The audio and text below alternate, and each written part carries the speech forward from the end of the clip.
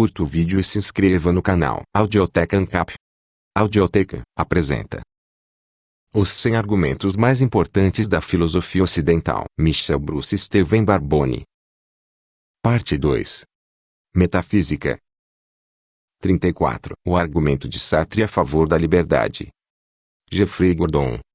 O argumento de Sartre a favor da liberdade é único na história da filosofia porque trata a liberdade como característica essencial da consciência humana e não como uma propriedade ou capacidade da consciência ou da mente. Em uma das famosas formulações de Sartre, o homem é a liberdade. A ideia é que a consciência não tem propriedade alguma, que nada mais é do que uma relação com as coisas reais existentes, e que se relaciona com essas coisas definindo sua significância. A pessoa consciente tem que interpretar a significância da coisa existente, tem que construir um mundo coerente a partir do que é dado. O dado não tem significado em si mesmo. Qualquer sentido que venha a ter deriva da interpretação do agente. Para que um dado estado de coisas funcione como a causa da minha conduta, tenho primeiro que conferir a esse estado de coisas um certo sentido, o que por sua vez informa aquela situação com seu poder de causar. Então, eu sou a fonte e sua eficácia causal. Mas o determinismo exige que a natureza e o poder avassalador da causa existam por si mesmos,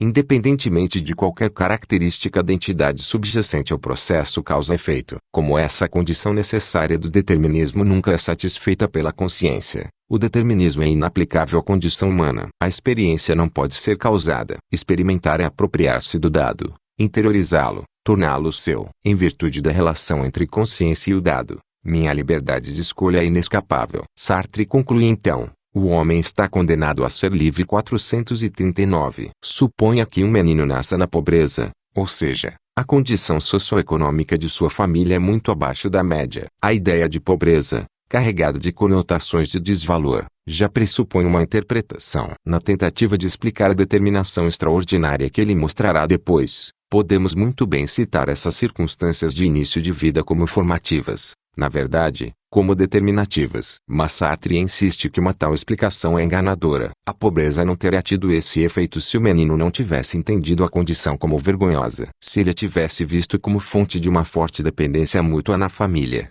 com os consequentes vínculos de solidariedade, a determinação para enriquecer poderia muito bem ter-lhe parecido uma busca vazia. A alegação de Sartre é que uma dada circunstância socioeconômica tem que aguardar a interpretação da consciência antes de poder funcionar como causa. As circunstâncias de vida não podem impor um efeito sem o consentimento da consciência. Sempre ter que interpretar o dado, sempre ter que forjar a partir do dado um motivo e uma causa. Essa é a inescapável condição da consciência. Como fonte não causada de suas próprias ações, o ser humano é irremediavelmente livre. Nenhum estado factual, seja ele qual for, a estrutura política e econômica da sociedade, o estado psicológico etc., é capaz por si só de motivar qualquer ato que seja. Porque um ato é a projeção de consciência em direção ao que não é. E o que é não pode de modo algum determinar por si só o que não é. Isso implica para a consciência a possibilidade permanente de efetuar uma ruptura com o próprio passado, de se livrar do seu passado de modo a ser capaz de considerá-lo à luz de um não ser e,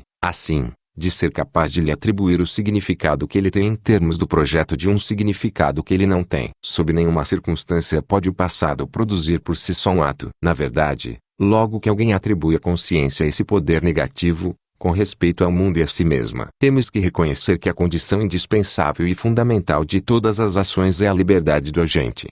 Premissa 1. Para que um dado estado de coisas cause deterministicamente uma ação humana, a eficácia causal desse estado de coisas terá que derivar exclusivamente de características desse estado de coisas. Premissa 2. Um dado estado de coisas não tem significado em si mesmo. Premissa 3. Se um dado estado de coisas não tem significado em si mesmo, então seu significado tem que lhe ser conferido pela pessoa que o experimenta.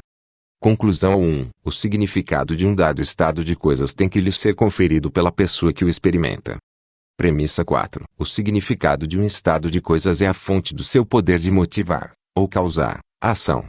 Premissa 5. Se o significado de um estado de coisas é a fonte do seu poder de motivar, ou causar, a ação, então, no caso de uma ação humana, a eficácia causal do estado de coisas não deriva exclusivamente de características desse estado de coisas. Conclusão 2. No caso de uma ação humana, a eficácia causal do estado de coisas não deriva exclusivamente de características desse estado de coisas. Conclusão 3. Nenhum estado de coisas pode causar deterministicamente uma ação humana.